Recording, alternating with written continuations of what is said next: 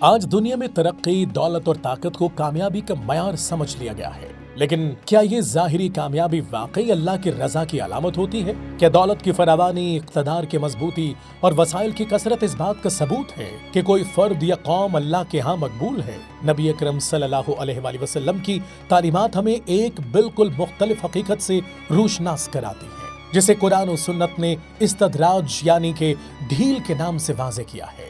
حضرت عقبہ بن عامر رضی اللہ تعالیٰ عنہ سے روایت ہے کہ نبی اکرم صلی اللہ علیہ وآلہ وسلم نے فرمایا، اگر تم دیکھو کہ اللہ تعالیٰ کسی شخص کو اس کی نافرمانیوں کے باوجود دنیا میں وہ کچھ عطا فرما رہا ہے جو وہ چاہتا ہے، تو یہ استدراج یعنی ڈھیل ہے۔ اس سے ظاہر ہوتا ہے کہ اللہ کے نافرمانوں کو ملنے والی کثرت دولت اور دنیاوی فراوانی اکثر آزمائش ہوتی ہے، انعام نہیں۔ ان کے مجرمانہ اور ظالمانہ زندگی کے باعث یہی دولت بالآخر ان کے لیے عذاب کا سبب بن جاتی ہے۔ قرآن ہمیں بتاتا ہے کہ جب انسان خدا کو بھول جاتا ہے اور گناہوں میں ڈوب جاتا ہے تو بعض اوقات اللہ اس پر نعمتوں کے دروازے کھول دیتا ہے تاکہ وہ غفلت میں مزید آگے بڑھ جائے، یہاں تک کہ اچانک گرفت آ جاتی ہے اور ساری خوشیاں مٹی میں مل جاتی ہیں۔ یہ اصول صرف افراد کے لیے نہیں بلکہ اقوام کے لیے بھی ہے۔ اسی لیے رسول اللہ صلی اللہ علیہ وآلہ وسلم نے قرآن کی روشنی میں جماعت اور قوم کی مثال دی۔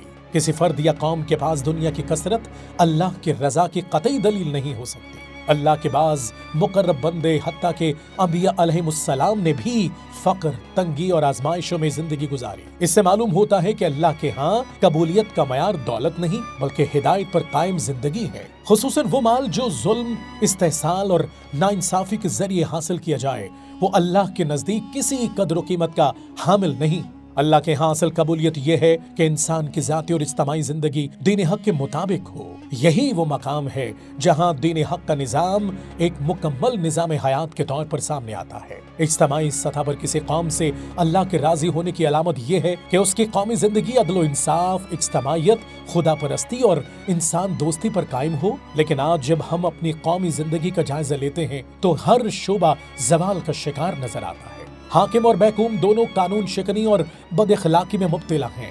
یہ اجتماعی زوال اس بات کا ثبوت ہے کہ ہم نے نظام دین حق کو ترک کر دیا ہے۔ جزوی ترقی، وقتی خوشحالی یا محدود کامیابیاں اصل کامیابی نہیں ہوتی۔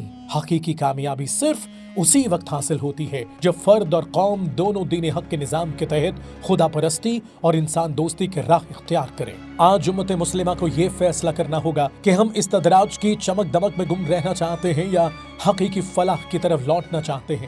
نبی اکرم صلی اللہ علیہ وآلہ وسلم کی تعلیمات ہمیں صاف بتاتی ہے کہ نجات، عزت اور کامیابی کا واحد راستہ دین حق کا نظام ہے۔ جب تک انفرادی اور اجتماعی زندگی اس نظام کے تابع نہیں ہوگی تب تک نہ دولت بچا سکے گی اور نہ طاقت۔ اصل کامیابی وہی ہے جو اللہ کی رضا کے ساتھ ہو اور وہ صرف دین حق میں ہے۔